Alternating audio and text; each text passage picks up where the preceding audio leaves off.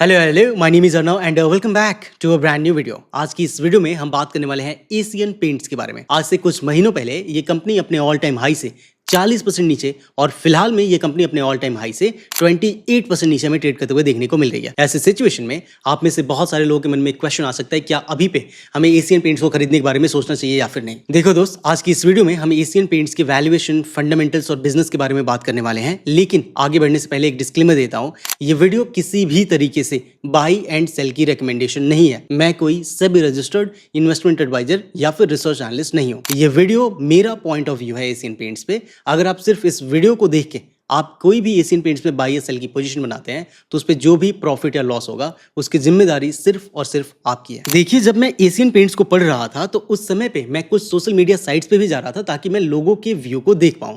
और बहुत सारे लोगों ने लिंक्डइन पे इतने लंबे लंबे आर्टिकल्स लिख रखे थे कि बिरला ओपस के आ जाने की वजह से एशियन पेंट के बिजनेस पे बहुत बड़ा खतरा है। लेकिन जब मैं एशियन पेंट्स को डिटेल में जाके पढ़ना शुरू किया तो ऐसा फील हो रहा था कि एशियन पेंट्स ने अपनी आंखों के सामने ऐसे बहुत सारे ओपस को आते जाते देखा है।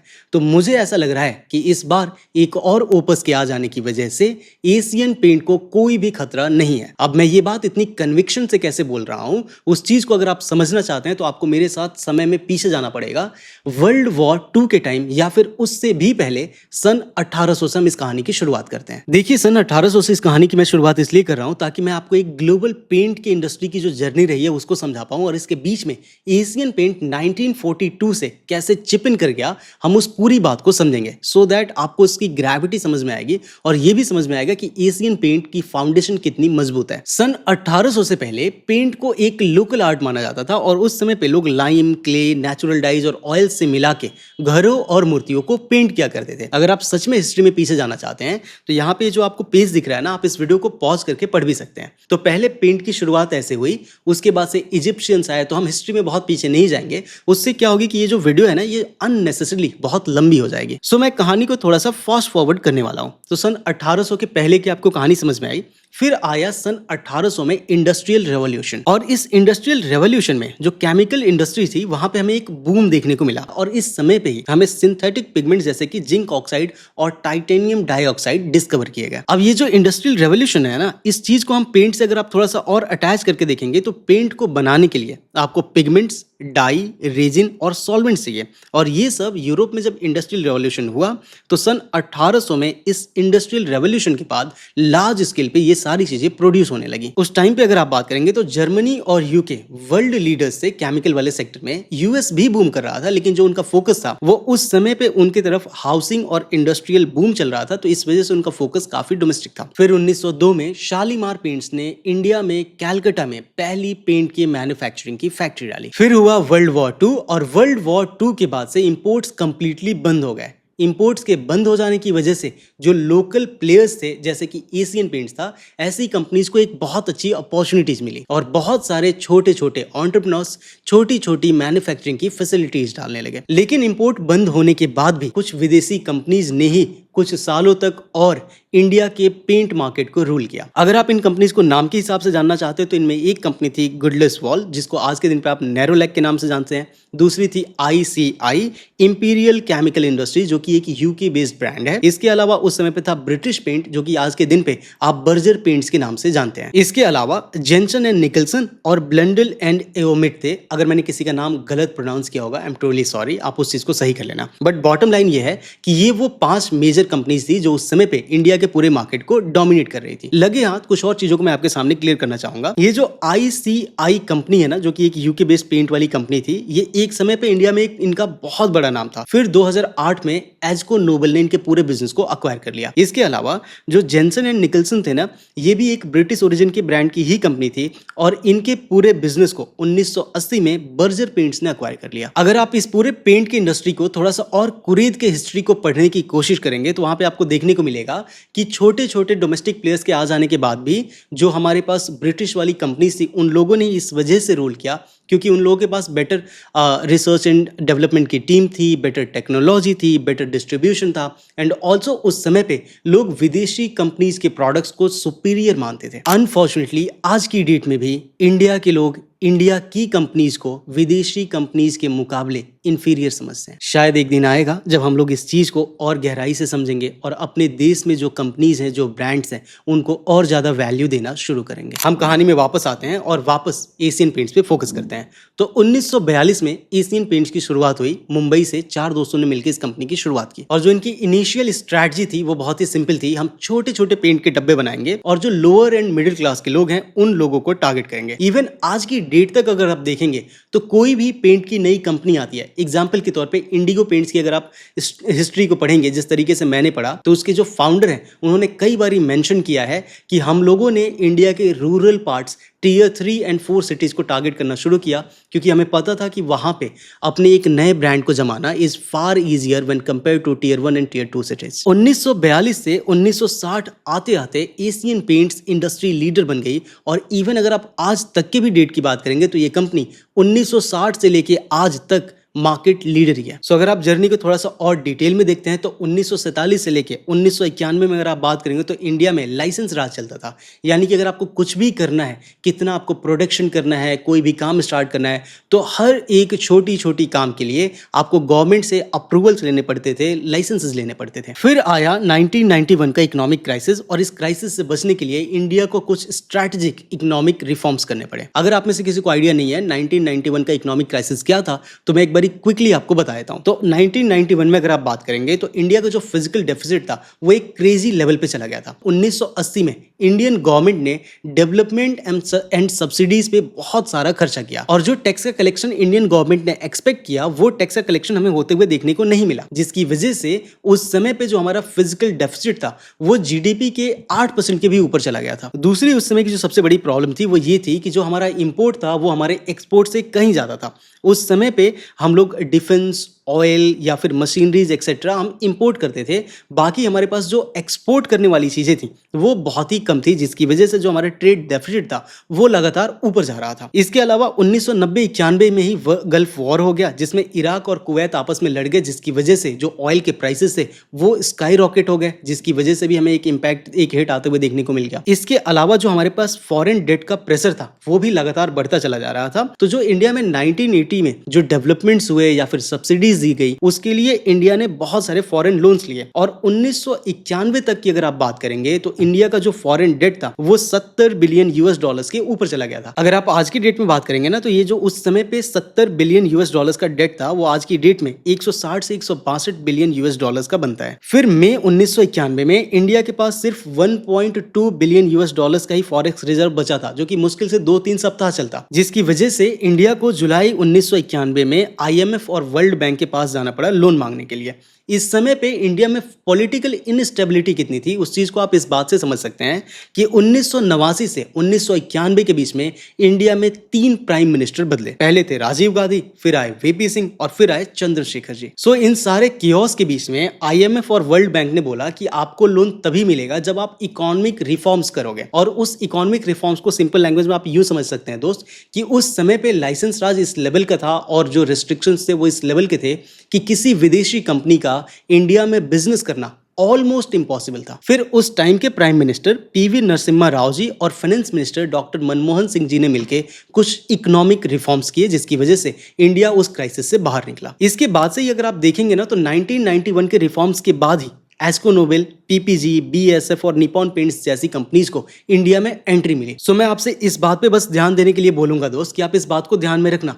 एशियन पेंट्स 1942 में स्टार्ट हुई। एशियन पेंट्स ने भारत की आज़ादी देखी, वर्ल्ड वॉर 2 देखा, 1990 का इकोनॉमिक क्राइसिस देखा, 2008 का बबल देखा, उसके बाद से कोविड का क्रैश देखा और इसके बाद भी आज तक ये कंपनी इंडिया में मार्केट लीडर बनी हुई है। तो कुछ ना कुछ तो एक्स फैक्टर होगा ही जिसकी वजह से कोई दूसरी कंपनी इसको बीट नहीं कर पा रही है। सो जब मैं इस कंपनी को, इस पूरी इंडस्ट्री को पढ़ रहा था तो मुझे एक चीज ऐसी देखने को मिली कि अगर आपके अंदर ये वो 5 फीचर्स हों तो आप इंडिया में अनबीटेबल पेंट की कंपनी को स्टार्ट कर सकते हो या फिर किसी भी कंट्री में जाके आप पेंट की कंपनी को स्टार्ट कर सकते हैं। और वो 5 क्या की फैक्टर्स हैं आपको किसी भी कंट्री में में जाके इंडिया पेंट की सेक्टर में इंडस्ट्री लीडर बनने का, वो मैं एक एक करके आपके सामने रखता हूं। और मुझे ऐसा लग रहा है कि एशियन पेंट्स लगभग इन सारे पैरामीटर्स पे खरा उतरेगा। सबसे पहला, आपके पेंट की जो क्वालिटी है वो टॉप नॉच लेवल की होनी चाहिए। दूसरा, जो आपका एसकेयू है आपको प्रॉपर मैनेज करना है। सिंपल लैंग्वेज में आप ऐसा लेके चलना कि एक दुकान में हर कलर का, हर साइज का डब्बा आपको रखवाना पड़ेगा। इसके अलावा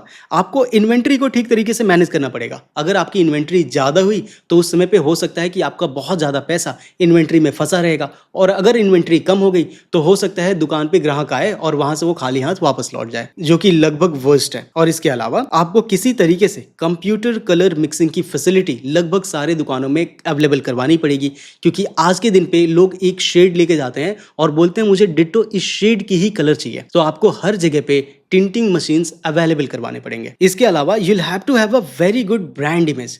और अभी पे अगर आप बात करेंगे स्पेशली, तो लोग बहुत ज़्यादा ब्रांड इमेज पे, मतलब ब्रांड कॉन्शियस हो गए हैं। तो आपको एक अच्छा ब्रांड बना के रखना पड़ेगा। इसके अलावा एक अच्छी मार्केटिंग आपके पास रखनी पड़ेगी। अभी आज की इस वीडियो में मैं कवर नहीं करूंगा कि जो एशियन पेंट्स की मार्केटिंग स्ट्रैटेजी रही है, इट इज जीनियस। जिस तरीके से मैं पढ़ रहा था और जिस तरीके से ये लोग एडवर्टीजमेंट्स बनाते हैं, आप एक बार यूट्यूब करके देखना, या फिर मैं कोशिश करूंगा डिस्क्रिप्शन बॉक्स में इनके जो ओल्ड वाले एड्स हैं उनकी लिंक दे दूं। आप जरूर डिस्क्रिप्शन बॉक्स में जाके एक बार देखना। जो एडवर्टीजमेंट्स इन लोगों ने बनाए वो काफी हिट रहे हैं पीछे पे, चाहे इन्होंने वो जो गट्टू वाला कैरेक्टर बनाया या फिर जो अलग अलग इन लोगों ने एडवर्टीजमेंट्स दिए। तो मैं कोशिश करूंगा सबका लिंक दे दूं, एक बार आप जाके जरूर देखना। So the bottom line is, ये जो 6 की फैक्टर्स मैंने आपके सामने रखे हैं, इनमें से 5 पे तो एशियन पेंट सारे दूसरे पेंट कंपनी से आगे चल रहा है, देयर इज नो डाउट। लेकिन एक जो इन्वेंट्री मैनेजमेंट का है ना, वहां पे नैरोलैक एशियन पेंट से आगे चल रहा है। लेकिन अगर आप इस चीज को भी लॉजिकली देखेंगे तो एशियन पेंट्स एक्चुअली में यहां पे भी आगे चल रहा है। नैरोलैक का नाम ऊपर पे इसलिए आ जाएगा क्योंकि नैरोलैक का जो मेन सेगमेंट है वो दूसरा है और एशियन का जो मेन सेगमेंट है वो दूसरा है। नैरोलैक की इन्वेंट्री मैनेजमेंट इसलिए बेटर है क्योंकि इनका जो मेजर चंक है ना वो ऑटोमोटिव वाले सेक्टर से आता है। बट हम बहुत कॉम्प्लिकेट नहीं करेंगे, हम इस कहानी में वापस आते हैं और सिंपल लैंग्वेज में हम पूरी बात को समझते हैं। तो अभी पे आपको एशियन पेंट्स की आई होप हिस्ट्री समझ में आई कि किस तरीके से 1942 में एक कंपनी स्टार्ट हुई और आज तक की एक जर्नी को देख के आ रही है, और 1960 से लेके आज तक ये मार्केट लीडर ही बनी हुई है। अब हम बात करेंगे कंपनी की करंट कंडीशंस की, और हम इनके Q1 FY 2026 के कॉन कॉल से इस कहानी की शुरुआत करते हैं। आप और मैं, हम दोनों लोग जानते हैं कि ये कंपनी पेंट बनाती है, तो उस चीज पे मैं ज्यादा और ड्रैग नहीं करूंगा। इस कॉन कॉल की Q1 FY 2026 के कॉन कॉल की शुरुआत हुई और शुरुआत में ही जो इस कंपनी के MD and CEO Amit ji हैं, उन्होंने ओपनिंग रिमार्क में बोला कि जो डिमांड है उसमें हमें पिछले 3-4 क्वार्टर से जो फॉल देखने को मिल रहा था उसमें अब हमें स्लाइटली अपटिक देखने को मिल रहा है, और ये अपटिक टियर 1, 2, 3 एंड 4 इन चारों ही टीयर से आते हुए देखने को मिल रहा है। फिर इन्होंने कोटिंग वाले बिजनेस के बारे में बताया कि मॉनसून के पहले आ जाने की वजह से इस वाले सेगमेंट में हमें थोड़ी सी प्रॉब्लम देखने को मिल रही है, और इसके अलावा जो इंडस्ट्रियल बिजनेस है वो ठीक ठाक हमें करते हुए देखने को मिल रहा है। अगर आप डेकोर बिजनेस की बात करेंगे तो वो Q1 FY 2026 में 3.9% का वहां पे हमें ग्रोथ देखने को मिला है पिछले साल से, अगर आप कंपेयर करते हैं तो, यानी कि Q1 FY 2025 से कंपेयर करते हैं तो। लेकिन यहाँ पे इस बात को भी आप ध्यान में रखना, Q1 FY 2025 में उसके पिछले यानी कि Q1 FY 2024 के मुकाबले हमें 7.1% का ग्रोथ देखने को मिल रहा था। तो ये जो इस वाले Q1 FY 2026 की ग्रोथ है वो पिछले वाले ग्रोथ के ऊपर ग्रोथ है। ऑल्सो अगर आप वैल्यू ग्रोथ की बात करेंगे तो Q1 FY 2025 के कंपैरिजन में इस बारी हमें एक छोटा सा इंप्रूवमेंट देखने को मिल रहा है, ऑल्दो वैल्यू ग्रोथ हमें नेगेटिव में ही देखने को मिल रही है। तो Q1 FY 2025 में जो वैल्यू का डीग्रोथ था वो था 3% का, और Q1 FY 2026 में जो डीग्रोथ है वो है 1.2% का। सो इस चीज को देख के हम ऐसा थोड़ा सा अंदाजा लगा सकते हैं, और मैनेजमेंट भी यहाँ पे यही बोल रहा है कि हमें जो ये डीग्रोथ है ये हो सकता है बॉटम आउट होता हुआ यहाँ पे देखने को मिल जाए। इसके साथ ही साथ जो इनका लग्जरी इमल्सन का कैटेगरी है वहां पे हमें अच्छा होते हुए देखने को नहीं मिल रहा है, और यहाँ पे 1-2 की पॉइंट्स भी हैं जो मैं आपके सामने जरूर रखूंगा। जब मैं इस रिपोर्ट को पढ़ रहा था तो मुझे लगा कि ये बहुत ही इंपॉर्टेंट है आपके सामने रखना। सो अगर आप इनके Q1 FY 2026 के रेवेन्यू की बात करेंगे तो उसका 14% हिस्सा जो इन लोगों ने नए प्रोडक्ट्स को लॉन्च किया है ना वहां से आते हुए देखने को मिल रहा है। तो इस पूरे कॉन कॉल को जब आप पढ़ेंगे तो मैनेजमेंट कई बार आपसे ये बोल रहा होगा कि हम इनोवेशन पे लगातार फोकस करते रहेंगे, जिसकी वजह से हम अपने कॉम्पिटिटर से आगे खड़े रहेंगे। और ये चीज ये लोग सिर्फ कह नहीं रहे हैं, ये चीज हमें क्लियर कट नंबर्स में भी आते हुए देखने को मिल रही है। एक और की ऑब्जर्वेशन जो मुझे इस कॉन कॉल से मिला वो ये है कि हमें जो अर्बन एरियाज हैं वहां से जो डिमांड में हमें डाउन देखने को मिल रहा था ना, वहां से अभी अभी फिलहाल में हमें एक डिमांड में एक वापस से राइज देखते हुए एक शूट अप आते हुए देखने को मिल रहा है। इसके अलावा जो इनका इकोनॉमी इमल्सन वाला है, मतलब अभी हम इनके बिजनेस की कैटेगरी को हम बांटेंगे तो वहां पे आपको और बेटर तरीके से समझ में आएगा, बट अभी पे सिंपल लैंग्वेज में आप यूं समझ लेना कि क्वार्टर 1 में जो इनका इमल्सन जो इकोनॉमी वाले कैटेगरी से आता है वहां पे हमें एक अच्छा खासा ग्रोथ देखने को मिल रहा है, वो ठीक ठाक कर रहा है। वाटर प्रूफिंग वाला जो बिजनेस है वो भी ठीक कर रहा है। सो एक और ये जो की पॉइंट था दोस्त जो मैं आपके सामने हाईलाइट करना चाहूंगा, तो वो ये है कि जो इनका लग्जरी इमल्सन का बिजनेस था जहां पे हमें एक स्लो डाउन देखने को मिल रहा है, तो वहां पे हमें एक्चुअली में देखने को ये मिला कि जो कस्टमर है वो लग्जरी वाले इमल्सन को ना बाई करके जो इनके मिड रेंज वाले इमल्सन्स हैं उनको ही बाई करना प्रेफर कर रहा है। मेरे हिसाब से ये काफी कंसर्निंग है, क्योंकि जिस कैटेगरी को आप टारगेट कर रहे हैं अगर उसको वो वाला प्रोडक्ट में वैल्यू फॉर मनी दिख ही नहीं रही है तो वो एक प्रॉब्लम है। लेकिन एट द सेम टाइम मुझे पर्सनली ऐसा लग रहा है कि इंडिया में अगर आपको किसी को 1 रुपए का सामान बेचना है ना, तो आपको लिटरली ऐसा उसको फील कराना पड़ेगा कि मैं आपको 2 रुपए की डिलीवरी दे रहा हूं। माने कि आपको एक तरह से हमेशा उसको ओवर इंप्रेस करना ही पड़ेगा। मार्केट में मतलब इंडिया में अगर आप स्पेशली बात करोगे, बिजनेस करना इज वेरी टफ। लोग इतने सेंसिटिव हैं, मतलब उन लोगों को जो भी चीज़ लेना है ना वो 1 रुपये आपको दे तो देंगे, बट वो 100% वैल्यू फॉर मनी होनी चाहिए। इसके अलावा एक बैकवर्ड इंटीग्रेशन की बात आपको पढ़ते हुए देखने को मिलेगी। तो अगर आप में से कोई पहली बार कॉल पढ़ रहा है तो मैं आपको थोड़ा सा डिटेल में जाके बता देता हूँ। बैकवर्ड इंटीग्रेशन में दोस्त इन लोगों ने ये बताया है कि यहाँ पे 2 प्रोजेक्ट्स इन लोगों ने लगाए हैं। एक तरह से कैपेक्स ये लोग कर रहे हैं। एक कैपेक्स क्या है जिसमें ये लोग VAM एंड VAE का प्लांट लगा रहे हैं। VAM का फुल फॉर्म होता है विनाइल एसीटेट मोनोमर और VAE का मतलब होता है विनाइल एसीटेट एथाइल। ये दोनों एक स्पेशलिटी केमिकल है दोस्त, जो कि paints, adhesive, coating and textile में यूज होते हैं। अगर आप VAE इमल्सन्स की बात करेंगे ना, तो जो VAE इमल्सन्स होते हैं इनसे पेंट में बेटर फिनिश आता है, स्ट्रॉन्ग अडेसिव यानी कि दीवारों पे जो पेंट आप लगा रहे हो उनकी लाइफ लंबी होगी, वाटर रेजिस्टेंस और इको फ्रेंडली हो जाता है। सो अगर आप अभी पे बात करेंगे ना, तो इंडिया में जो VAE इमल्सन है ये लार्जली इंपोर्ट होते हैं चाइना, कोरिया एंड यूरोप से। और एशियन पेंट्स का यहाँ पे ये है कि हम इंपोर्ट करने की बजाय खुद से मैन्युफैक्चर करेंगे इन सारी प्रोडक्ट्स को। इसके अलावा जो इनका दूसरा कैपेक्स था व्हाइट सीमेंट का प्लांट, जो कि ये लोग दुबई में प्लांट कर रहे हैं, तो वो भी इन लोगों ने यहाँ पे अपडेट किया कि वो दोनों ही प्रोजेक्ट्स हमारे ऑन ट्रैक हैं। और दुबई में ये लोग जो प्लांट लगा रहे हैं वो एक तरह से स्ट्रैटेजिक लोकेशन इसलिए भी है क्योंकि यहाँ से ये लोग मिडिल ईस्ट एंड अफ्रीका वाले मार्केट को बड़े आराम से कैटर कर पाएंगे। इसके अलावा आपको निलाया, जो कि इनका सुपर लग्जरी ब्रांड है, उसके बारे में पढ़ने को मिलता है। तो निलाया का अगर आप हिंदी या फिर संस्कृत में मतलब निकालते हैं तो वो ये हो जाएगा नीला आसमान, या फिर एक कह सकते हैं कि ब्लू कलर का घर, ब्लू कलर की छत, कुछ भी होगा। बट बॉटम लाइन ये है दोस्त कि निलाया नाम से इनका एक सुपर लग्जरी ब्रांड है जिसपे ये लोग काफी फोकस कर रहे हैं। इवन इसमें एक तरह से आप सिंपल लैंग्वेज में यूँ समझना, ये जो दीवार है मेरे पीछे, अगर मुझे सभ्य साची से इसको डिजाइन करवाना है तो आप समझ लेना कि उस लेवल वाले कैटेगरी के लोग यहाँ पे आ रहे हैं। सो ये अल्ट्रा रिच वाले लोगों के लिए है। तो एक बार ये काम करता हूँ, जो एशियन पेंट्स अलग अलग डिफरेंट कैटेगरीज को कैटर करता है ना, उन सबको एक चेन में मैं आपके सामने रख देता हूँ। सबसे पहले इनके पास आता है इकोनॉमिक रेंज। तो इकोनॉमी रेंज में क्या क्या आ रहा है दोस्त, आपको एकदम बेसिक लेवल वाले पेंट्स दे देंगे जिनका जो फोकस है यहाँ पे वो रूरल एरिया पे है, या फिर जो लोग पहली बार पेंट यूज कर रहे हैं उन लोगों को ये लोग टारगेट कर रहे हैं। इकोनॉमी के आप जस्ट ऊपर जाते हैं तो आपको मिड रेंज या फिर पॉपुलर रेंज देखने को मिल जाता है, जिसमें आपको एप्कोलाइट करके इनका एक प्रीमियम रेंज का कलेक्शन देखने को मिल जाता है। ये मिडिल क्लास वाले लोगों को टारगेट करता है। आप जैसे ही मिड रेंज वाले के ऊपर जाते हैं तो इनका प्रीमियम रेंज स्टार्ट हो जाता है, जिसमें रॉयल एस्प्रा या फिर रॉयल एटम्स जैसे आपको प्रोडक्ट्स देखने को मिल जाएंगे। तो इस वाले में जो की फीचर्स हैं वो क्या है, जो भी आपकी फिनिश आएंगी वो बहुत स्मूथ आएगी, वॉशेबल होगी आपकी दीवार, एंटी फंगल होगी, और ये जो कैटेगरी है ये अपर मिडिल क्लास को कैटर कर रहा है। इसके अलावा जो इनका सुपर लग्जरी वाले लोग हैं उन लोगों को भी ये लोग अब यहाँ पे कैटर करने वाले हैं निलाया के ब्रांड के अंडर। सो निलाया वाला जो सेगमेंट है ये इनका सबसे महंगा वाला सेगमेंट है। अभी पे अगर आप एशियन पेंट्स के स्ट्रेटजी की बात करेंगे तो मैनेजमेंट ने हाईलाइट किया कि फिलहाल में हम लोग रीजनल लेवल पे काफी फोकस कर रहे हैं। अगर आप रिसेंट में बात करेंगे तो उड़ीसा में बिकने वाले पेंट के डब्बों पे कुछ उड़ीसा के कल्चर को दिखाया जाएगा। पिछले साल की भी अगर आप बात करेंगे तो तमिलनाडु, जम्मू एंड कश्मीर और वेस्ट बंगाल के साथ एशियन पेंट्स ने सेम स्ट्रेटजी अपनाई थी। इसके अलावा इकोनॉमी एंड मिड रेंज वाले जो प्रोडक्ट्स हैं, जो कस्टमर्स हैं, उनको एक्साइट करने के लिए इन लोगों ने नए नए वेरिएंट्स को लॉन्च किया है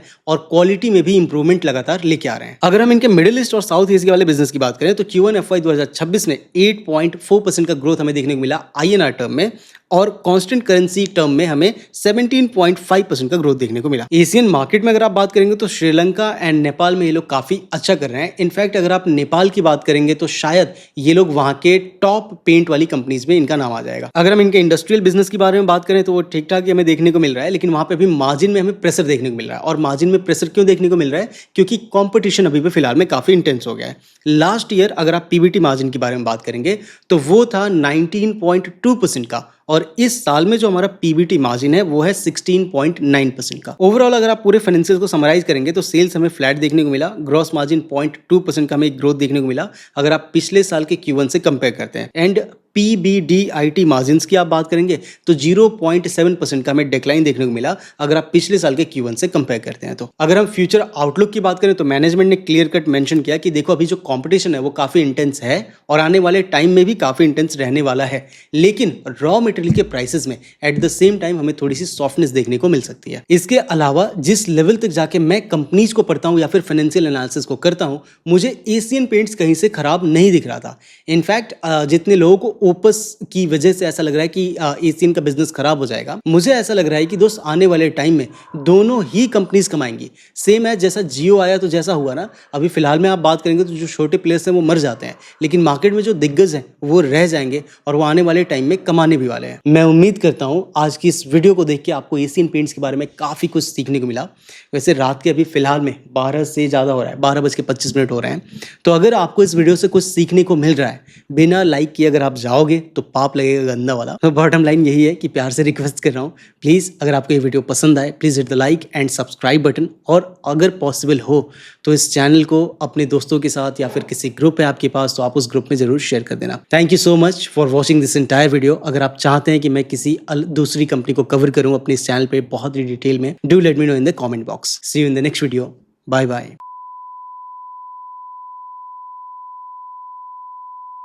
तो ऐसे सवालों को करने के लिए देखिए, एक तो बेसिक ट्रिक है, एक तो लाइक और शेयर ठोक दीजिए, महाकाल का दबाकर लाइक और शेयर ठोक दीजिए। 5000 लौटे दिख जाना चाहिए। ये 4000 के लिए मैं यहाँ पे नहीं खड़ा हूँ, पूरा साल मेहनत करता हूँ आपके लिए बेटा। ऐसा नहीं चलेगा, ऐसा नहीं चलेगा। लाइक ठोकी दबा के, लाइक ठोकिए। यहाँ पे देखिए ऐसा क्वेश्चन चुटकी बजाते